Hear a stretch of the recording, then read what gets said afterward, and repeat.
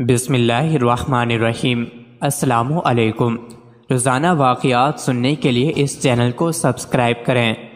حضرت عمر فاروق رضی اللہ تعالی عنہ جب مسلمان ہوئے، نماز کا وقت ہوا تو حضور صلی اللہ علیہ وسلم نے فرمایا، صحابہ تیاری کرو نماز کی۔ حضرت عمر فاروق رضی اللہ تعالی عنہ نے پوچھا، حضور نماز کہاں پڑھیں گے؟ حضور صلی اللہ علیہ وسلم نے فرمایا، کسی کونے میں چھپ کے پڑھتے ہیں۔ حضرت عمر فاروق نے کہا، حضور آپ کے قدموں پہ میرے ماں باپ قربان، اگر اب بھی چھپ کے نماز پڑھیں تو عمر کے مسلمان ہونے کا کیا فائدہ؟ حضرت عمر فاروق رضی اللہ عنہ نے کہا، حضور آج نماز کعبۃ اللہ میں پڑھیں گے۔ حضور صلی اللہ علیہ وسلم نے فرمایا، عمر کفار کا بڑا غلبہ ہے۔ حضرت عمر فاروق گھوڑے پہ سوار ہوئے اور مکہ کے چوکوں گلیوں میں جا کر یہ اعلان کیا کہ مکے والو آ جاؤ، آج میں کلمہ پڑھ کے محمد مصطفیٰ صلی اللہ علیہ وسلم کا غلام بن کر آیا ہوں۔ آج ہم کعبۃ اللہ میں نماز پڑھنے جا رہے ہیں۔ اگر کسی نے اپنی بیویاں بیوہ کروانی ہو، اگر کسی نے اپنے بچے یتیم کروانے ہو تو آ جائے، عمر کے راستے کو روک کر دکھا دے۔ جب عمر فاروق رضی اللہ تعالی عنہ مسلمان ہوئے تو مکے کے کافروں نے گلیوں میں نکل کر ماتم کیا کہ ہائے آج آدھا مکہ ہم سے چھینا گیا۔ حضرت عمر فاروق رضی اللہ عنہ واپس آئے، حضور صلی اللہ علیہ وسلم سے کہا، اے میرے حضور آپ آگے چلیں، میں آپ کے پیچھے چلتا ہوں، بیت اللہ میں نماز پڑھیں گے۔ میں دیکھتا ہوں کس کافر کی جرت ہوتی ہے جو ہمارا راستہ روکے۔ باز سلامت بیت اللہ کے دروازے پر پہنچے۔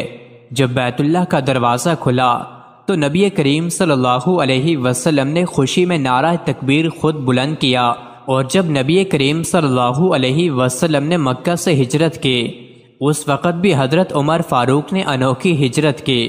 سب سے پہلے بیت اللہ کا طواف کیا، پھر گھوڑے پہ سوار ہوئے اور مکے کی گلیوں میں اعلان کیا کہ آج میں ہجرت کر کے جا رہا ہوں مدینہ اپنے محبوب محمد مصطفیٰ صلی اللہ علیہ وسلم کے پاس۔ اگر کسی کافر میں جرت ہے تو عمر کے راستے کو روکے۔ حضرت عمر بن خطاب رضی اللہ تعالی عنہ کی وفات کا وقت قریب آیا تو اپنے بیٹے سے فرمایا، اے میرے بیٹے، جب مجھے موت آنے لگے تو میرے جسم کو دائیں پہلو کی طرف موڑ دینا اور اپنے دونوں گھٹنے میری کمر کے ساتھ لگا دینا، اور اپنا دایاں ہاتھ میری پیشانی پر اور بایاں ہاتھ میری ٹھوڑی پر رکھ دینا، اور جب میری روح نکل جائے تو میری آنکھیں بند کر دینا اور مجھے درمیانی قسم کا کفن پہنانا، کیونکہ اگر مجھے اللہ کے ہاں خیر ملی تو پھر اللہ تعالیٰ مجھے اس سے بہتر کفن دے دیں گے، اور اگر میرے ساتھ کچھ اور ہوا تو اللہ تعالیٰ اس کفن کو مجھ سے جلدی چھین لیں گے، اور میری قبر درمیانی قسم کی بنانا، کیونکہ اگر مجھے اللہ کے ہاں خیر ملی تو پھر قبر کو تا حد نگاہ کشادہ کر دیا جائے گا، اور اگر معاملہ اس کے خلاف ہوا تو پھر قبر میرے لیے اتنی تنگ کر دی جائے گی کہ میری پسلیاں ایک دوسرے میں گھس جائیں گی۔ میرے جنازے کے ساتھ کوئی عورت نہ جائے، اور جو خوبی مجھ میں نہیں ہے اسے مت بیان کرنا، کیونکہ اللہ تعالیٰ مجھے تم لوگوں سے زیادہ جانتے ہیں، اور جب تم میرے جنازے کو لے کر چلو تو تیز چلنا، کیونکہ اگر مجھے اللہ کے ہاں سے خیر ملنے والی ہے تو تم مجھے اس خیر کی طرف لے جا رہے ہو، اس لیے جلدی کرو، اور اگر معاملہ اس کے خلاف ہے تو تم ایک شر کو اٹھا کر لے جا رہے ہو، اسے اپنی گردن سے جلدی اتار دو۔ وفات سے قبل حضرت سیدنا عبداللہ بن عمر رضی اللہ عنہ بیان کرتے ہیں کہ سیدنا عمر رضی اللہ عنہ نے کہا، کسی طبیب کو بلاؤ تاکہ وہ میرے زخم کا معائنہ کرے۔ چنانچہ ایک عربی طبیب کو بلوایا گیا، اس نے سیدنا عمر رضی اللہ عنہ کو نبیذ پلایا۔ جب وہ ناف کے نیچے والے زخم سے خون امیز نبیذ کی صورت میں خارج ہو گیا تو نبیذ خون کے مشابہ ہو گیا۔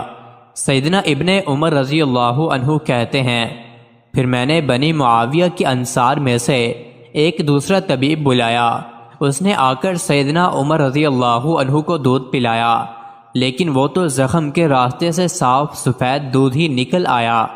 طبیب نے کہا، امیر المومنین وصیت کر لو، آپ فوت ہونے والے ہیں۔